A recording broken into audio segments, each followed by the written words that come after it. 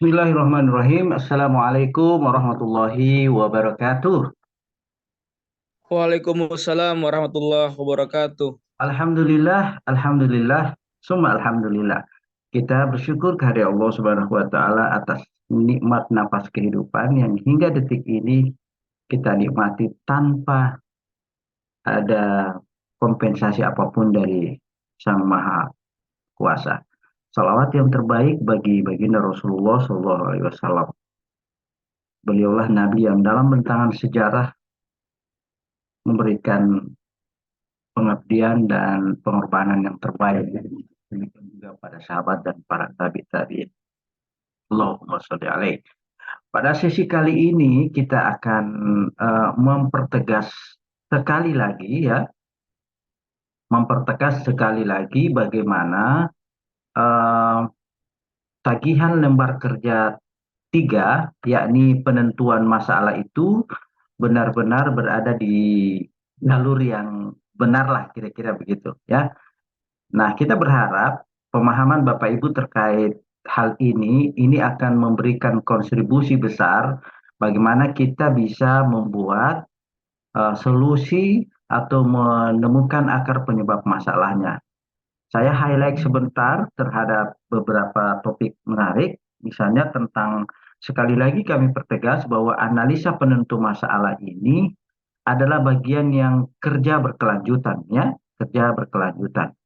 Jadi ini tidak berdiri sendiri karena dia kerja berkelanjutan dari LK sebelumnya, maka kami pastikan bahwa LK2 itu yang sudah dilaksanakan eksplorasi penyebab masalah bisa menjadi modal kita untuk melanjutkan pekerjaan ke LK3. Begitu kira-kira mekanismenya. Nah, di LK3 ini karena kita akan menentukan akar penyebab masalahnya, maka untuk menemukan dan menentukan akar penyebab masalah itu tidak berdasarkan keinginan dan feeling kita ya, perasaan kita tidak. Tapi untuk menentukan akar penyebab kan banyak tuh akar penyebab masalahnya yang kita peroleh dari LK2. Lalu kita akan akan menentukan apa sebenarnya sih akar penyebab masalahnya. Sekali lagi, untuk menentukan akar penyebab masalahnya tidak ditentukan berdasarkan perasaan, secara emosi, atau hal lain. Tapi alat takarannya itu, alat ukurnya itu Bapak Ibu, kita menggunakan analisis untuk faktor domain. Faktor yang dominan maksud kami ya, yang dominan ya, yang banyak. Nah, tentunya yang banyak ini banyak yang dihadapi masalahnya oleh guru dan peserta didik. Kemudian ada faktor yang determinan. Tidak hanya permasalahan itu, akar penyebab masalah itu paling banyak muncul dan dihadapi oleh guru dan peserta didik, tapi jauh lebih penting lagi apakah akar penyebab masalahnya itu saling mempengaruhi, berpengaruh atau dipengaruhi. Nah, itu kriteria kita untuk menentukan akar penyebab masalah. Nah, mari kita lihat Bapak Ibu terkait dengan hal ini. Kita lihat misalnya tugas kawan kita Pak Wahid. Nah, ini kan tugasnya Pak Wahid. Halo Pak Wahid, bisa saya sapa Pak Wahid? Apakah ada di Zoom ini? Ada Pak, ada. Oke, Pak Wahid ya. Nah, ini tugasnya Pak Wahid. Nah, tugasnya Pak Wahid itu kalau kita lihat tugasnya Pak Wahid, di sini kita lihat tugasnya LK2. Nah, ini Alhamdulillah ada ketersambungan. Jadi beliau ada melakukan ketersambungan. Jadi kalau ini kita lihat LK2-nya beliau, ini ada di samping ini ada analisis eh, eksplorasi penyebab masalah. Lalu bagian ini yang kemudian digunakan oleh Pak Wahid untuk dijadikan acuan untuk melihat, nah bagian ini ya dijadikan Pak Wahid untuk melihat penyebab masalahnya. Ya, ya, ini yang digunakan oleh Pak Wahid. Kita lihat Bapak Ibu. Jadi hasil eksplorasi penyebab masalah di bagian ini Ini yang kemudian menjadi bagian dalam analisis penentu masalah. Ya, ini dipindahkan menjadi pada tabel ini, ya, analisis penentu masalah. Mana yang dianalisis yang ditentukan masalahnya. Nah, masalah yang dieksplorasi itu hasil eksplorasi penyebab masalah di LK2 itu kemudian dijadikan acuan untuk dicarikan penentu masalahnya. Ini ya, penyebab masalahnya. Nah, Pak Wahid itu langsung menggunakan checklist. Nah, ini checklist beliau. Nah, ini checklist beliau untuk menentukan akar penyebab masalahnya. Jadi checklistnya misalnya guru belum menciptakan lingkungan yang positif. Beliau kemudian, oh ini faktor dominan di checklist. Ini paling banyak muncul yang dihadapi oleh guru tersebut. Kemudian faktor determinannya, dan beliau juga mengatakan bahwa ini juga sangat berpengaruh terhadap pembelajaran, baik itu yang dirasakan oleh peserta didik maupun oleh guru. Jadi melakukan checklist. Nah, dari hasil checklist ini kemudian ada suatu kesimpulan berdasarkan faktor dominan dan determinan di atas, maka akar penyebab masalah dari ini ya, dari motivasi belajar rendah itu adalah guru belum menciptakan lingkungan yang positif dan menyenangkan di kelas, di mana siswa merasa percaya diri. Itu kesimpulan yang diambil oleh Pak Wahid atau peserta untuk menentukan akar penyebab masalahnya. Nah, setelah ditemukan akar penyebab masalahnya dengan melakukan pertimbangan terhadap faktor dominan dan determinan, kemudian bagian ini Bapak Ibu silakan melakukan analisis lebih jauh. Namanya adalah analisis akar penyebab masalah. Mengapa ini menjadi akar penyebab masalah Bapak Ibu? Nah, untuk melakukan analisis akar penyebab masalah, jadi analisis akar penyebab masalah. Kalau di sebelumnya kita melakukan analisis penyebab masalah, tapi yang dieksplorasi dulu. Nah, sekarang setelah kita eksplorasi, kita dapatkan beberapa penyebab masalah, sekarang kita tentukan mana akar penyebab masalahnya. Nah, setelah kita dapatkan akar penyebab masalah, kita analisis lagi, ya. Nah, cara menganalisisnya seperti biasa tadi disampaikan, kita melakukan wawancara dengan peserta didik, dengan teman sejawat, ada guru senior, literatur review, melihat laporan dokumen ilmiah, silakan. Nah, setelah itu hasil analisisnya kemudian dinarasikan di bagian ini, ya, dinarasikan di bagian analisis akar penyebab masalah pada bagian ini, Bapak Ibu. Nah, hal yang sama dilakukan Bapak Ibu ke faktor penyebab lain, ya. Misalnya ini rendahnya minat baca.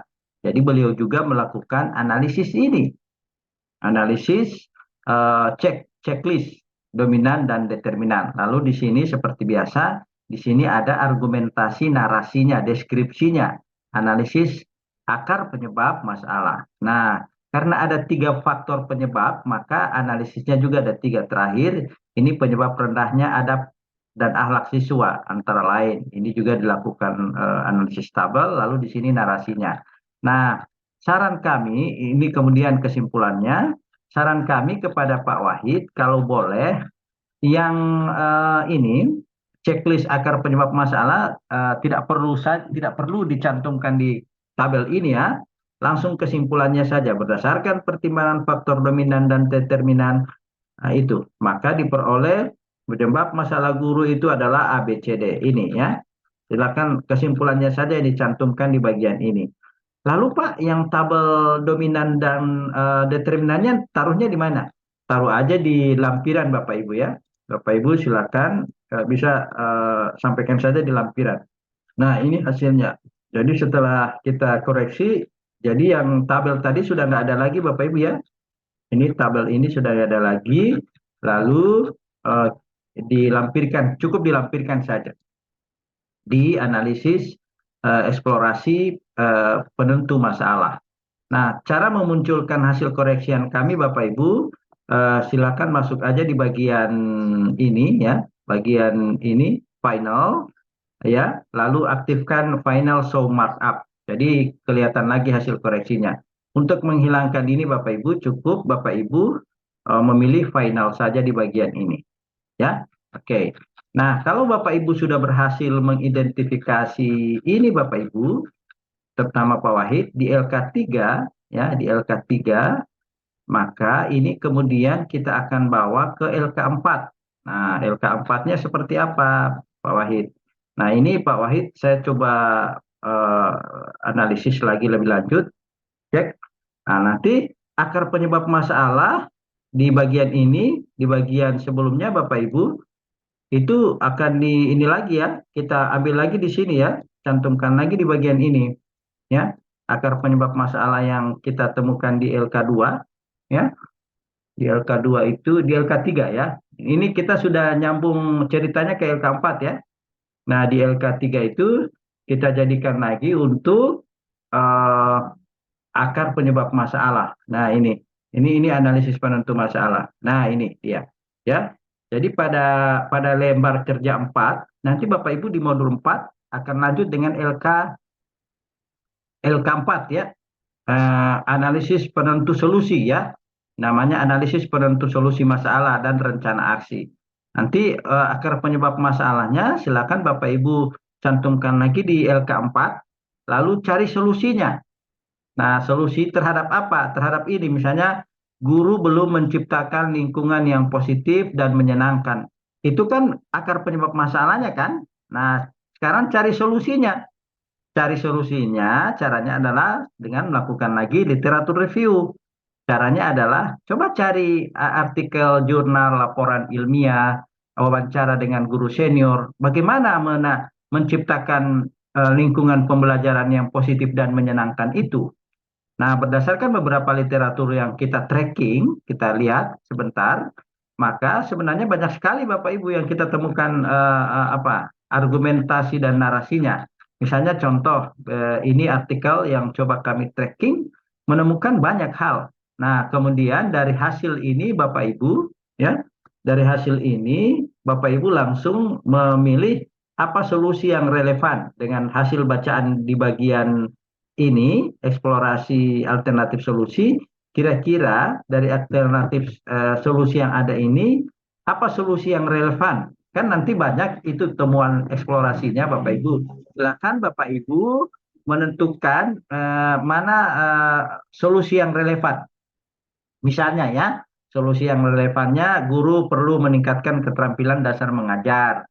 Lalu pemberian ice breaking pada awal pembelajaran atau saat pembelajaran. Penggunaan metode storytelling misalnya. Menggunakan metode sosiodrama. Nah, bagian-bagian ini sebenarnya Bapak Ibu, itu Bapak Ibu peroleh dari mana dulu? Dari Ya, dari eksplorasi tadi, yang bagian ini, dari eksplorasi alternatif solusi.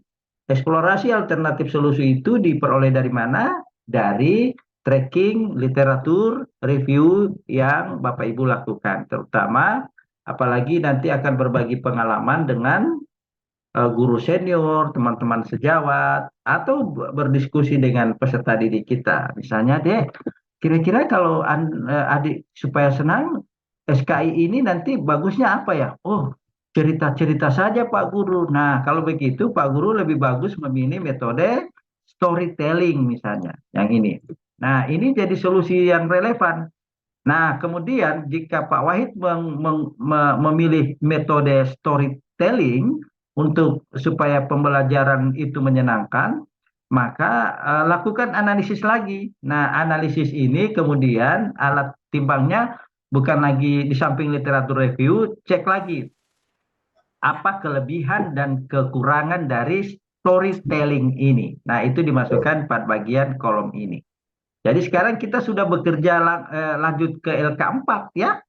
Karena apa gunanya kita menyelesaikan LK3 jika LK3 itu tidak berkelanjutan ke LK4. Nah, disinilah. Jadi sekarang Bapak Ibu silakan dengan pekerjaan yang sudah ada, silakan diperiksa lagi. Apakah akar penyebab masalahnya, ya, satu, apakah di LK3 itu Bapak Ibu menemukan akar penyebab masalah. Jika tidak, coba dikoreksi kembali. Tapi kalau jika ada, berarti itu memberikan petunjuk awal bagi Bapak Ibu untuk bisa melanjutkan pekerjaan ini ke LK 4. Nah, di LK 4 ini, karena di LK 4 itu Bapak Ibu, kita akan bisa menentukan solusi jika akar penyebabnya jelas. Jika akar penyebab masalahnya di LK 3 tidak jelas, lalu apa yang mau ditindaklanjuti, mau cari solusinya? Ya, lalu kalau solusinya tidak dapat, otomatis yang relevan juga tidak dapat. LK 4 tidak bisa dikerjakan apa-apa karena kita gagal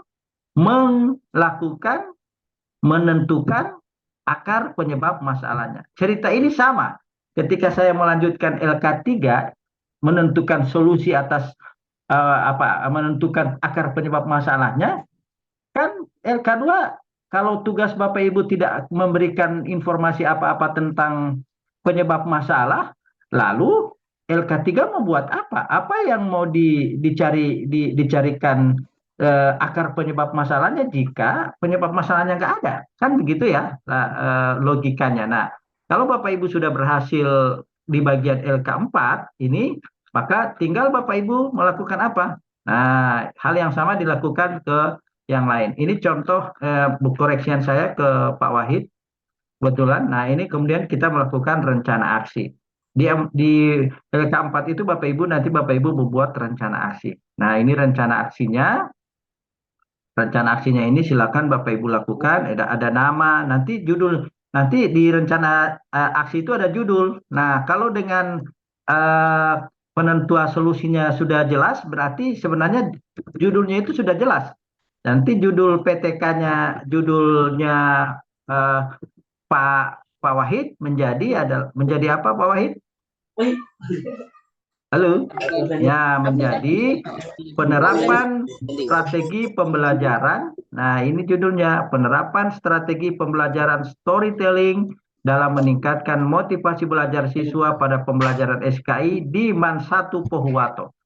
Nah, kalau Bapak Ibu sudah pada bagian ini, sebenarnya pada lokakarya nanti menyusun proposal PTK, Pak Wahid tidak perlu repot-repot lagi. Ini bahan-bahan penyusunan PTK-nya sudah jadi, ini tinggal disesuaikan ya, tinggal disesuaikan dengan komposisi proposal PTK. Nah, insya Allah kita nanti ketemu lagi di lokakarya, karena di lokakarya itu ada tagihan, penelitian, tindakan, kelas. Nah, kalau sudah begini modelnya Bapak Ibu, berarti Bapak Ibu sebenarnya proposal PTK-nya ini 80%, malah 90% sudah jadi. Ya, sudah jadi. Nah, itulah gunanya kemudian kenapa Bapak Ibu perlu menertibkan, perlu menseriusi bagaimana Bapak Ibu menseriusi pekerjaan LK 3 ini dan LK semuanya ya. Nah, saya melihat teman-teman yang lain juga punya masalah yang sama ya. Misalnya ini Ibu Rahmi. Nah, ini Ibu Rahmi punya tugas.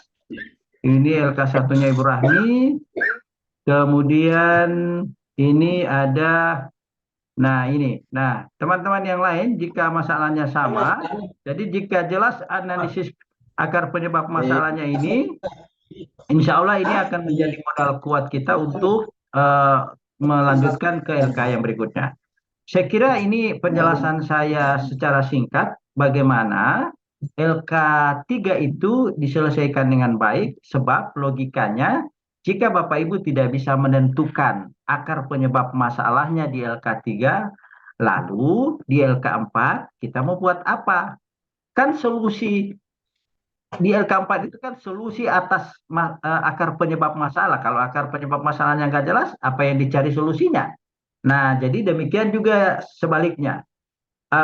Bagaimana kita bisa menentukan akar penyebab masalah jika penyebab masalahnya tidak jelas di LK 2? Nah, bagaimana kita bisa mengeksplorasi penyebab masalahnya jika identifikasi masalah di LK 1 tidak kita perjelas? Jadi berangkai Bapak Ibu ya. Nah, saya kira demikian. Terima kasih dan kita masuk pada sesi untuk diskusi dan tanya jawab.